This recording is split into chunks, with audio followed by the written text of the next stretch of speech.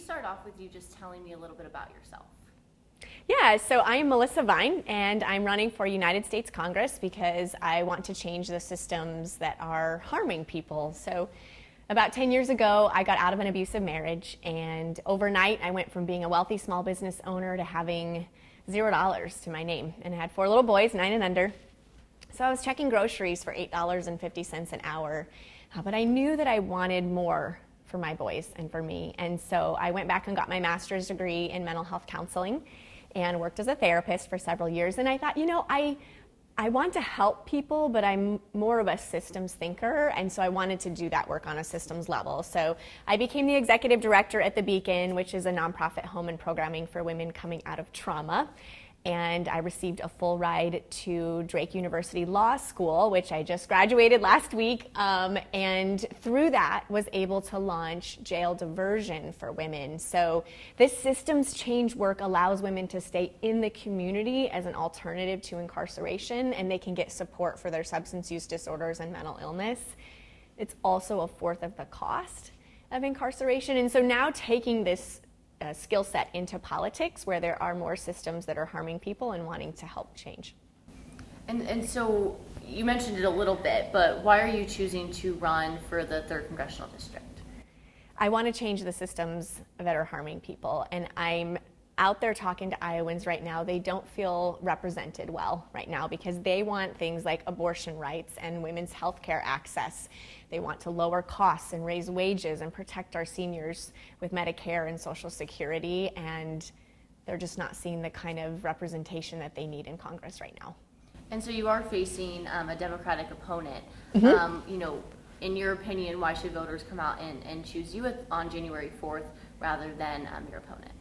Yeah, so there's a primary election on June 4th, and that person will go on to take on Zach Nunn in November. And I believe that the strongest candidate would be a female candidate. We currently have only 29% of Congress is women, and I don't think we would be having to talk about abortion rights in 2024 if we had better representation in Congress. And so I believe that I'm electable in that general election. In fact, our campaign is drawing independent and Republican voters, especially women who are drawn to this campaign. And I say, hey, you don't have to agree with everything our party stands for, but come on in, join the campaign. We will protect your rights. We will hear your stories, and I will go represent you in D.C. Sure. Kind of taking a look at, if you were elected to office, what would be that first piece of legislation that you would want to work on? Day one would be codify Roe. That simple. Beyond that, can you elaborate just a little bit on some of the priorities that you would have? Absolutely. So first and foremost, I do think we need to protect access to safe and legal abortion, and 61% of Iowans would agree. And additionally, though, lowering costs and raising wages so that working families, I'm a single mom of 4 kids. I know what it's like when you're like, okay, I got to wait till the next paycheck to do X, Y, Z. And people shouldn't have to work 2 jobs just to make their ends meet. And then also protecting our seniors with Social Security and Medicare. Our democracy is at stake here. And we've become so extreme in politics that it's hard to get anything done. In fact, our current Congress is one of the least productive in history. They voted for Speaker of the House 19 times. But we're not getting things done for the American people. And so moving away from extremism so that we can work together across the aisle to get things done, that's what we're in office to do. For sure. And you mentioned it a little bit, inflation. Obviously, it's one of those things that are on voters' minds right now. Mm-hmm. If you were elected, what would you like to see Congress do? What do you think is the right course of action? Yeah, so it's kind of confusing because the economy is actually doing really well. We were predicted to grow by 0.3% last year, and we actually grew over 3%. Stock market's at an all-time high, joblessness rates are low, but working families aren't necessarily feeling it. They're feeling these high costs, and why is that? Well, there's consolidation of power and wealth at the top. Our corporations are experiencing record high profits. But instead of passing that down to working families, they're giving it to their shareholders. So the people at the top keep getting wealthier while working families are struggling more and more. And another issue that Congress and the president has been dealing with is the is the Israel-Hamas war. You know, where do you kind of stand in relationship to that, and what would you like to see Congress do? Yeah, it's incredibly tragic. I mean, we've all seen the images online, and it's hard to even comprehend that level of violence and loss. I do think that a permanent ceasefire is a strong solution, having a two-state solution, returning hostages, and also providing an immense amount of humanitarian aid to the region. And you mentioned abortion. Obviously, that is one thing, you know, that's top of mind for a lot of voters too.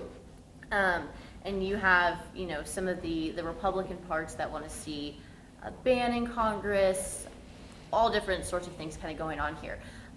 The overturn of Roe v. Wade did turn it back to the states, and you said you would like to codify Roe v. Wade into federal law. So is that something that you do believe should be dealt with at the federal level?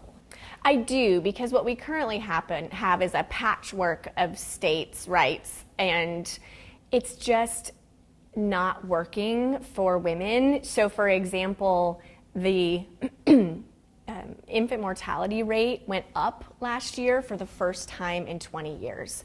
We've seen an increase of 75% homicide rate of pregnant women in states that restrict abortion because they economically don't feel like they can leave an unsafe situation. We have seen maternal mortality rates on the rise.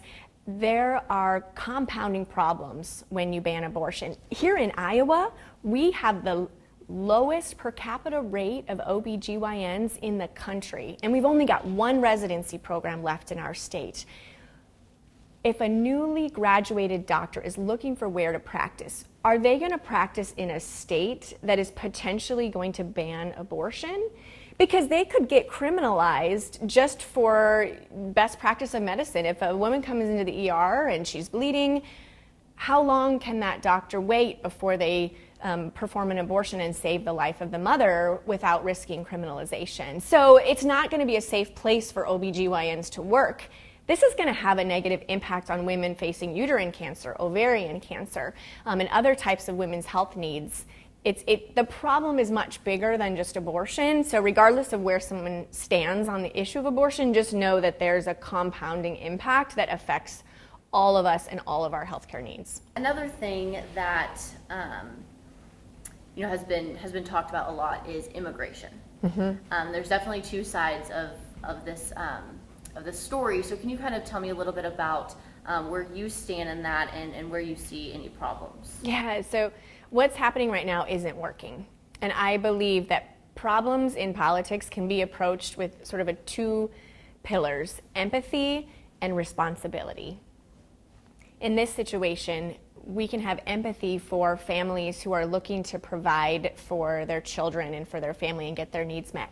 We also have employers in the United States that cannot get workers, farmers and plants and all kinds of folks looking for people to hire, and we've got people that are looking for work. So that is a good match. At the same time, we need to keep folks out of the United States who are here for other reasons that may not be so wholesome. And so if we can increase the level of support at our borders with judges and ways to protect our country while also providing employees for those who need them. If we could get people through the process, right now it can take 5 to 7 years to gain legal status. That doesn't work, because what do you do during those 5 to 7 years, right? And so if we have an increase in judges and support, then we could create a system that both bolsters the United States economy and also protects us from people who are here for unwholesome reasons. For sure. And another topic that you kind of mentioned was the Social Security. I know you're running as a Democrat, but during the GOP presidential or the caucuses, we saw on the campaign trail a lot of them talking about Social Security and not being able to support it long term if there's not something to do about it. Is there anything that you have any ideas on what we can do, you know, whether you think that Social Security should go on, or if, you know, if you believe that it should stop? Yeah. So here's the thing. Social Security is not the government's money. It's Americans who paid into their Social Security and should be getting it back when they retire. It doesn't make sense for the government to withhold that. It's not right. And so I believe there are experts in this area with lots of really great ideas about how we can expand Social Security, protect Social Security, and so that we can continue it for the long term. Because otherwise we're going to see a massive poverty and healthcare and struggles among our seniors. And I can't sleep at night knowing that that's a possibility. And then there was another follow-up question that I had, kind of in regards to abortion. There were a lot of IVF concerns following the Alabama ruling. Kind of taking issue of abortion aside, is there anything that you would like to do, to protect IVF? Right, so that goes right along the lines of codifying Roe is also protecting IVF and birth control. That's the thing. It's not like the MAGA Republicans are looking to restrict abortion and then they're done. That is just chapter 1 of this playbook of taking away rights from people. And so we've got to stop it now before it extends to include other rights that we have long fought for.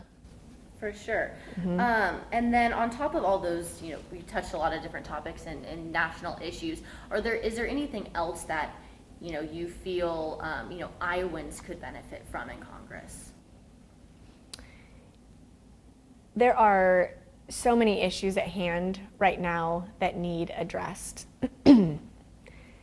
Our children, all of our families, but especially our children, are facing unprecedented amounts of mental health struggles.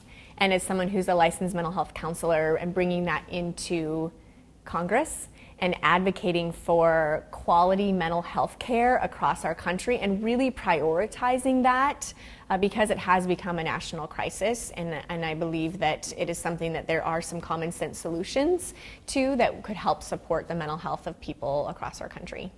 And how involved do you plan to be, if you are elected? Do you plan to come back to Iowa a ton, meet with voters, or if you are elected, you be meeting with constituents? How involved do you plan to be? So I have lived in Iowa my entire life, urban, suburban, rural. I've been around Iowa, and that's where my heart is. This is where my family is. My children are in Des Moines Public Schools. I've got a couple at Iowa State, and so very much rooted here in Iowa and plan to stay connected to the people here.